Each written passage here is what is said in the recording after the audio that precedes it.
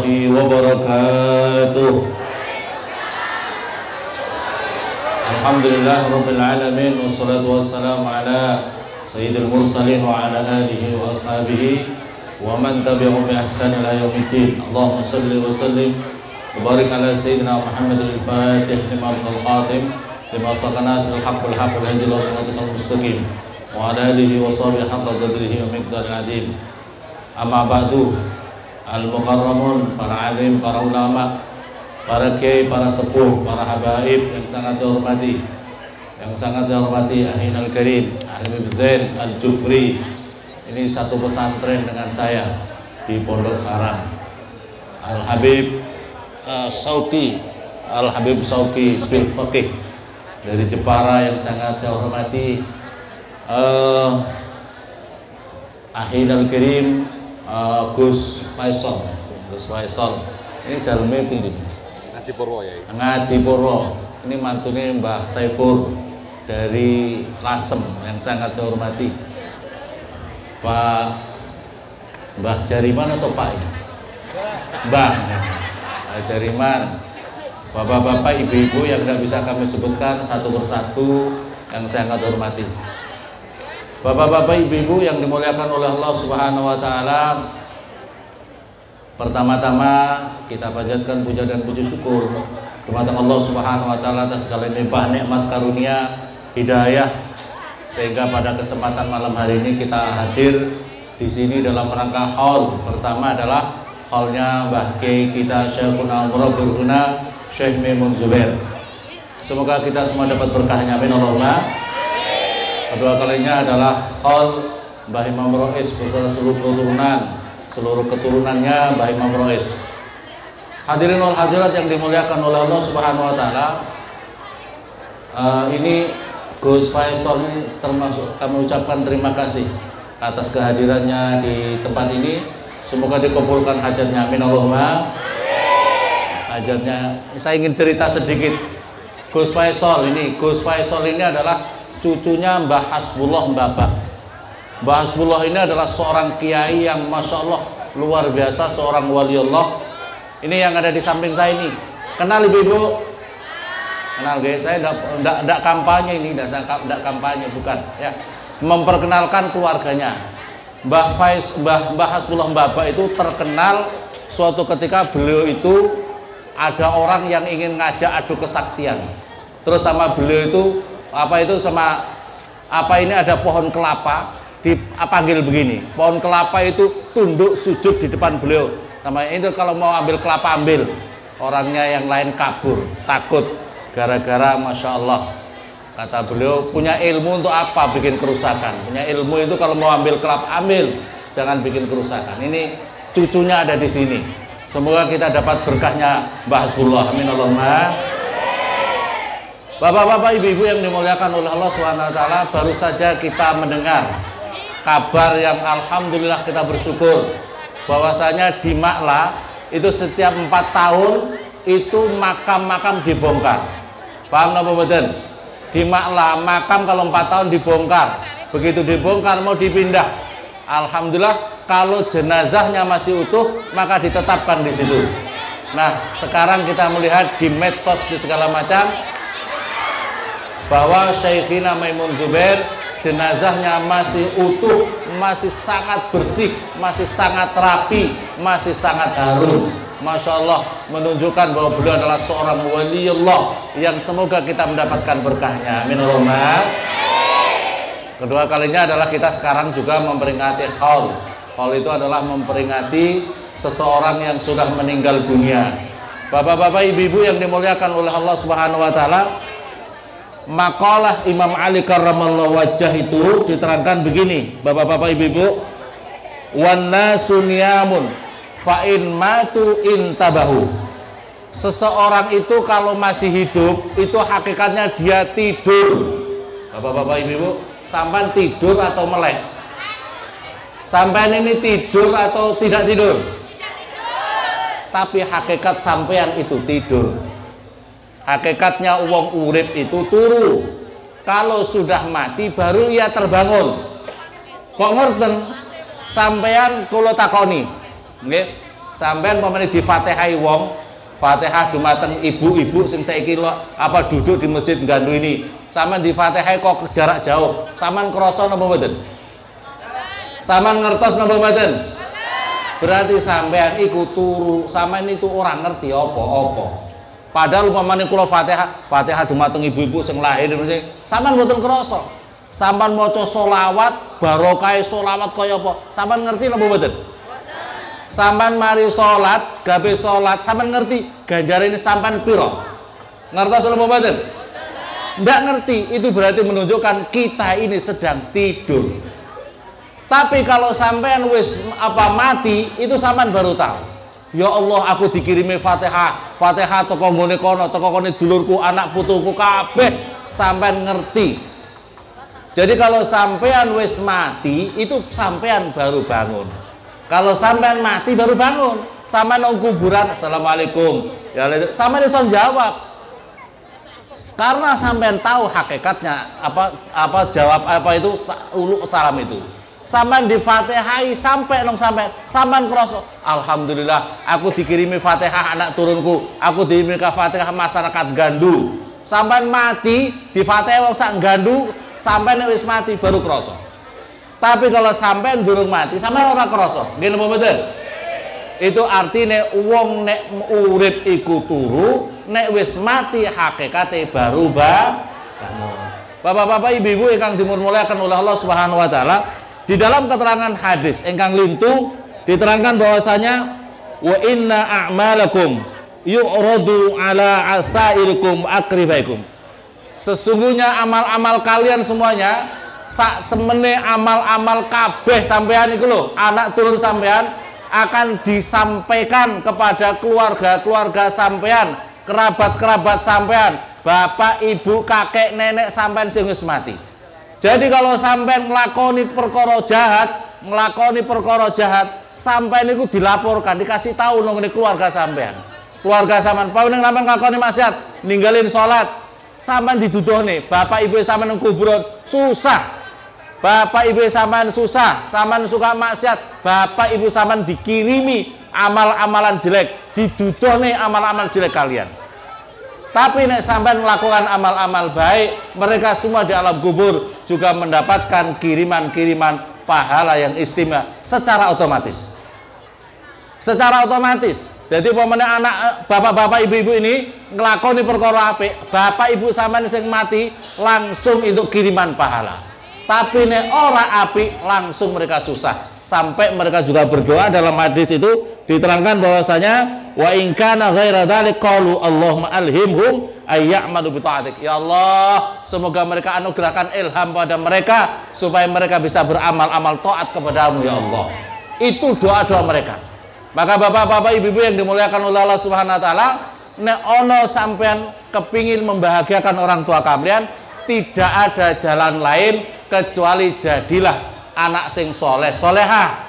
Tapi nek sampean membiarkan anak-anak sampean ora dadi wong sing soleh solehah, kelakuannya ahli maksiat, suka ninggalin sholat, maka hakikatnya sampean sedang menyusahkan diri sampean, menyusahkan wong-wong tua kalian sing mati nang alam kubur.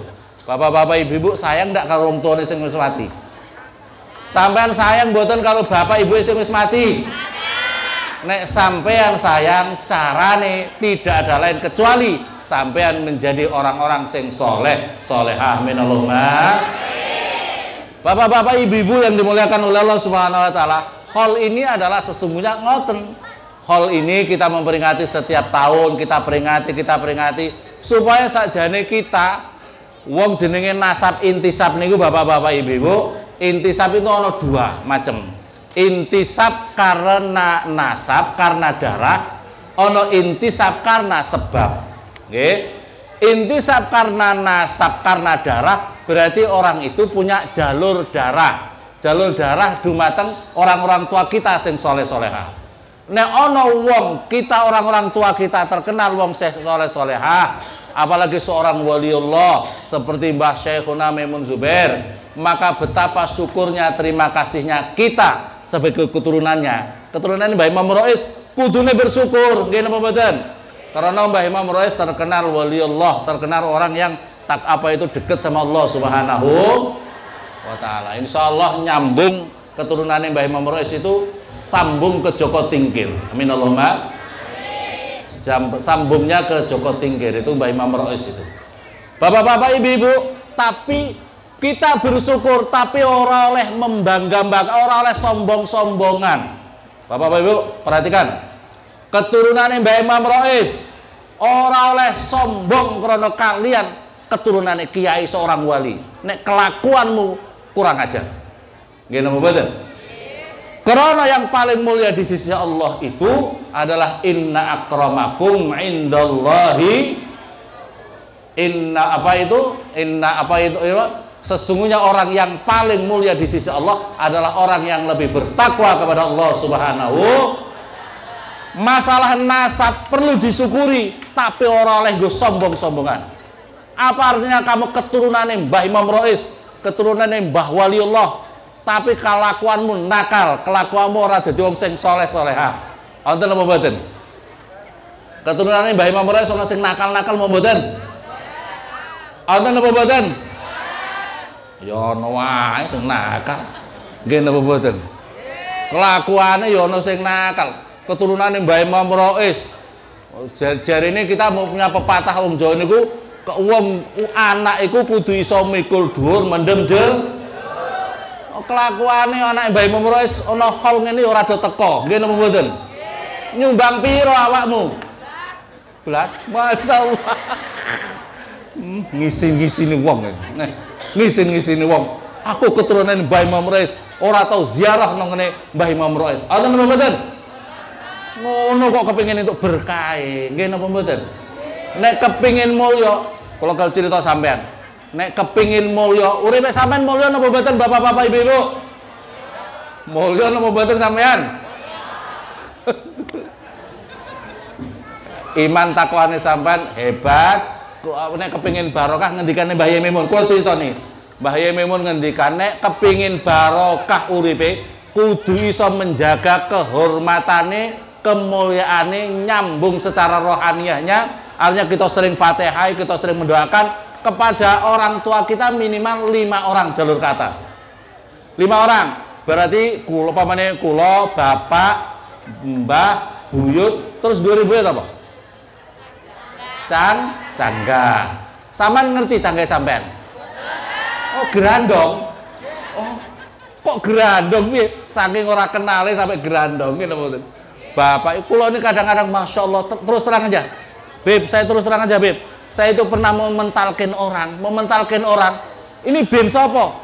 Bini lo orang ngerti coba sama tak kandani iki mantune tak takoni, bojone mati, bojone sing lanang mati, arep tak talkin, takok bojone bapak sapa ini? Lo orang ngerti coba bayangno. Ya Allah, ya Rabbi, saking bentone kita ini wong tua kudu iso nyambung nih. Oh iki sambungi keluargane kita. Mboten nggih. Coba wong Jawa-Jawa niku kadang-kadang ora peduli. Nggih napa mboten? Ora peduli kalau dulur, nggih napa mboten? Iki kenal sapa, kenal suara kenal. Mulane sampean ora pati mulya, iki ngendika kembali teng Syekh Maimun. Kembali nek kepengin mulya kudu iso nyambung keluarga kita bangga, kita syukur. Siapa lagi yang bisa memuliakan kakek nenek kita kalau bukan kita? Nggih napa mboten? Mosok wong lain, sampean kudu iso memuliakan. Nggih, sampean kudu kenal bapakku sapa, ibuku sapa, kakek nenekku sapa, buyutku sapa. Sering difatihai, sering didongakne, sebab mereka itu tahu amalan-amalan kita itu tahu. Nggih. Tuh kita kadang-kadang ora uripe kenapa ora barokah. Uripe sampean barokah napa mboten? Di antara barokai ora kakean utang. Wong gandu kakean utang napa mboten? Kakean utang apa itu bank titil napa mboten? Ya Allah, ya Allah, ya Allah, ya Allah. Pokoknya agar kakean bank titil berarti ora pati mulyaane wong tua-tuane. Amin Allahumma. Nggih napa mboten? Ya Allah, saestu niki pesane Mbah Yai Maimun. Kepingin barokah kudu iso mulyakne, iso ndongakne terus-menerus menjaga kemuliaan. Karo wong tua iku ojo gaya-gaya. Bapak-bapak Ibu, kalau kandhani mrih, karo wong tua ojo gaya-gaya. Pamane sampean duwe anak sampean tamat SD, anake S1, S2, S3.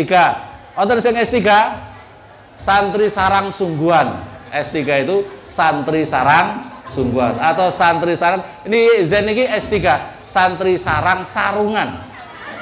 Ini Zen ini S3 saya itu boleh itu. Masya Allah. Jadi caranya walaupun dengan orang tua ojo gaya. Kadang-kadang karo wong tua ini gaya, nggih napa mboten? Perintah, wah aku kan pinter. Ojo sok pinter karo wong tua. Kalau kamu bantah sama wong tua itu ndadekke ora barokah uripmu. Karo wong tua ojo bantah. Awakmu iku lahir teko sapa? Kalau kamu lahir dari batu, ya ora apa-apa kamu bantah.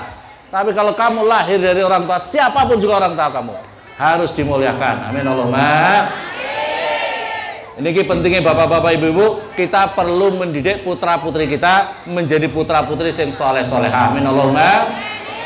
Sebab nopo balik. Sebab nopo kita perlu punya anak soleh-solehah. Sebab nopo? Kalau kita punya anak tidak soleh-soleha, maka hakikatnya bukan anak kita. Bapak-bapak ibu, sampai duwe keluarga tidak soleh, hakikatnya orang anak sampean. Ini ngambil contoh daripada Nabiullah Nuh alaihissalam. Ketika Nabi Nuh itu ngeten berjanji putrane Kan'an, ayo naik perahu, kuwabe tenggelam. Tidak mau Pak, tidak mau Bah. Saya mau naik gunung. Masa ada banjir sampai melambung, saya mau naik gunung. Orang iso nak, tapi bantah, anak itu bantah.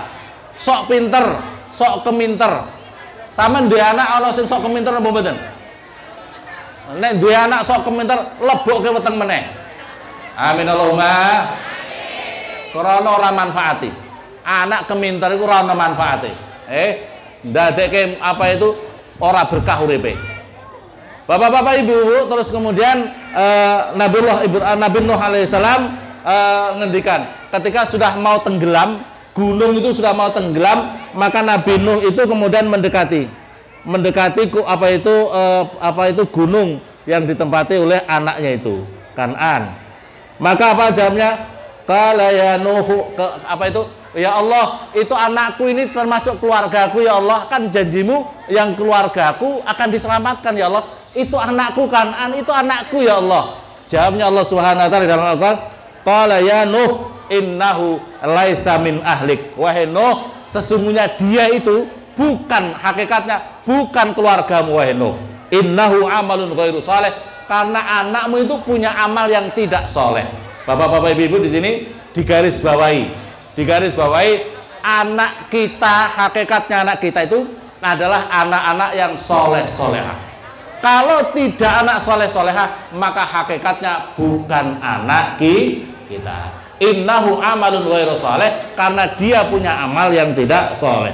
Terus Allah Subhanahu wa taala berfirman, fala tas'alni ma laysa laka bi'ilm. Kamu jangan minta kepadaku Nuh yang tidak kamu punya ilmu. Supaya kamu inni a'iduka an takuna minal jahilin. Saya menasihati kamu agar supaya kamu tidak termasuk orang-orang yang jahilin, orang-orang yang bodoh. Bapak-bapak ibu ini di sini pentingnya. Jadi yang terpenting kita punya anak itu jangan sampai kita meninggalkan anak termasuk anak-anak yang tidak soleh, udah orang ngalim, udah ngalim. Sebab anak tidak soleh itu ngirimi wong tua di dalam kubur, dosa-dosanya kita tanggung. Di alam akhirat nanti, kalaupun sampai soleh-soleha, maka sampai akan dijerumuskan masuk neraka gara-gara membiarkan anak-anak yang tidak soleh dan soleha. Naudzubillah, summa naudzubillah. Bapak-bapak, ibu-ibu, perkara yang tidak soleh itu segala macam kita tidak baik. Anak soleh, anak tidak soleh, baik napa mboten? Anak, kalau kita punya anak tidak soleh-soleh, saya napa mboten? Mboten saya. Nomor kali kita sekup yang lebih luas. Kalau ada kepala desa, ada sekup lingkupnya kepala desa, punya warganya ndak soleh, ndak soleha, suka maksiat, suka melakukan kejahatan. Saya napa mboten? Kalau tingkat kecamatan ada warganya yang ndak soleh dan soleha, saya napa mboten? Kalau tingkat kabupaten, tingkat negara, kalau warganya tidak soleh, soleha, saya napa mboten? Sekarang ini Bapak-bapak Ibu, sekarang pertanyaannya diulang. Kalau biasanya bapak anak ndak soleh ndak soleha, warga ndak soleh soleha, biasanya juga para pejabatnya tidak soleh tidak Kalau ada pejabat orang ahli maksiat, saya napa mboten? Tidak bagus. Maka oleh karena itu kita mohon kepada Allah Subhanahu wa taala ke depan semoga ada para pejabat-pejabat kita, DPR-nya, ya, DPD, DPR-nya, apa itu para pejabat-pejabatnya, pemangku di pemerintahan. Semoga Allah Subhanahu wa taala menjadikan mereka dibimbing oleh Allah menjadi pemimpin-pemimpin yang soleh-solehah yang bisa membawa kemaslahatan Indonesia, NKRI, wabil khusus kepada kita umat Islam. Amin Allahumma.